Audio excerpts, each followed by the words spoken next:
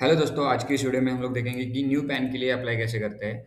सबसे पहले हमें गूगल पे आना है और न्यू पैन ऐसे सर्च करके एनएसडीएल की इस साइट पे आना है। ऑनलाइन पैन एप्लीकेशन की इस साइट पे हमें क्लिक करना है। जैसे हम लोग क्लिक करेंगे हमारे सामने ऐसा एक टैब ओपन हुआ दिखेगा। यहाँ पे दो ऑप्शन आपको दिखेंगे, न्यू एप्लीकेशन, रिज्यूम एप्लीकेशन। तो आपका न्यू एप्लीकेशन है तो यहाँ पे आप न्यू एप्लीकेशन पे क्लिक करेंगे और इसके बाद सिलेक्ट पैन एप्लीकेशन टाइप आपको सिलेक्ट करना है। इफ़ आप इंडियन सिटीजन है तो आप यहाँ पे फॉर्म नंबर 93 सेलेक्ट करेंगे। इफ़ इंडियन एंटिटी आप प्राइवेट लिमिटेड है, एलएलपी है और एनी एंटिटी रहेंगी तो आप फॉर्म नंबर 94 सेलेक्ट करेंगे। और new pan for foreign citizen है और उनको पैन कार्ड लेना है तो उस केस में फॉर्म नंबर 95 हमको सिलेक्ट करना है। उसके बाद फॉरेन एंटिटी रहेगी तो उस केस में हमें 96 फॉर्म सेलेक्ट करना है। हमारे केस में इंडिविजुअल पर्सन है तो इंडियन सिटीजन हम लोग सेलेक्ट करेंगे। यहाँ पे एप्लीकेंट का नेम, मिडिल नेम और लास्ट नेम एंटर करना है। उसके बाद उसकी डेट ऑफ बर्थ एंटर करनी है, उसका ईमेल आईडी एंटर करना है और उसको मोबाइल नंबर एंटर करना है। और सिलेक्ट पे क्लिक करके कैप्चा कोड रहेगा वो एंटर करके हमें आगे बढ़ना है। जैसे हम लोग सबमिट पे क्लिक करेंगे हमारे सामने ऐसा एक टोकन नंबर जनरेट होगा। यहाँ पे हमें कंटिन्यू करके आगे बढ़ना है।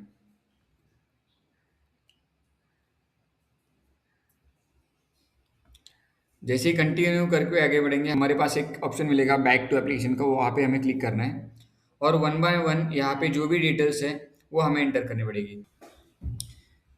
जैसे ही इस टैब पे आप आएंगे आपके सामने ऐसे 5 टैब ओपन हुए दिखेंगे, guidelines, personal details, contact other details, AO code and document details. सबसे पहले आपको इस तीनों में से एक ऑप्शन चूज करना है। आपको आधार कार्ड फिजिकली सबमिट करना है, डॉक्यूमेंट अपलोड करके सबमिट करना है, या डिजी लॉकर का जो भी आपके आधार पे बेस्ड रहेगा वो आपको एज पर आधार पैन चाहिए। तो आप यहाँ पे एज पर आधार चाहिए तो यहाँ पे आप रजिस्टर विद डिजी लॉकर पे क्लिक करेंगे।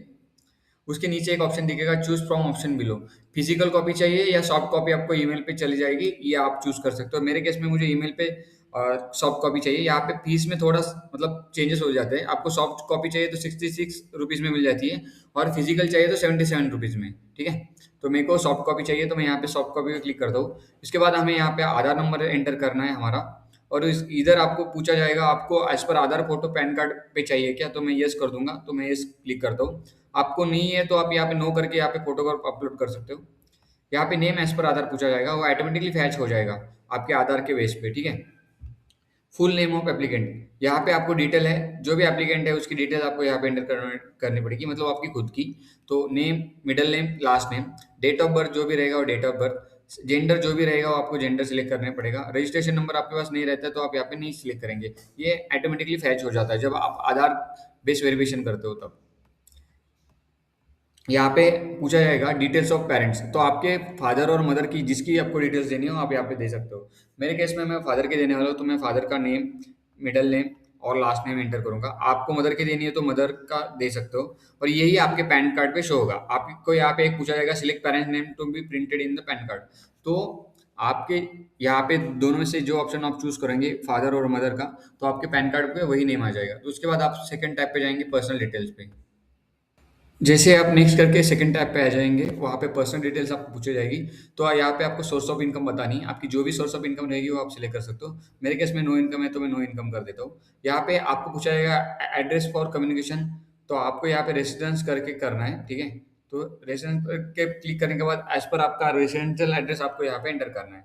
जो भी आपका आधार पे एड्रेस है वो आपको यहाँ पे एंटर करना पड़ेगा। ऑफिस का एड्रेस देने की मैंडेटरी नहीं है तो आप नहीं देना है। ठीक है, वहाँ पे मोबाइल नंबर ईमेल आईडी पूछा जाएगा तो आपको यहाँ पे आपका मोबाइल नंबर और ईमेल आईडी एंटर कर देना है। इसके बाद यहाँ पे रेसिडेंशियल स्टेटस पूछा जाएगा, तो रेसिडेंशियल स्टेटस आपको रेसिडेंट करना है। टीन एंड पासपोर्ट डिटेल्स आपके पास रहेंगे तो आप यहाँ पे एंटर कर सकते हो, मेरे पास नहीं है तो मैं नहीं कर देता हूँ। और रिप्रेजेंटेटिव एसएससी, मतलब जो अभी आप जिसका एप्लीकेशन कर रहे हो पैन का वो खुद बंदा कर रहा है तो यहाँ पे नो कर दो, और कोई और कर रहा है तो यहाँ पे एस करके तो कर सकते हो। यहाँ पे नो ही रखो और नेक्स्ट करके आगे बढ़ो।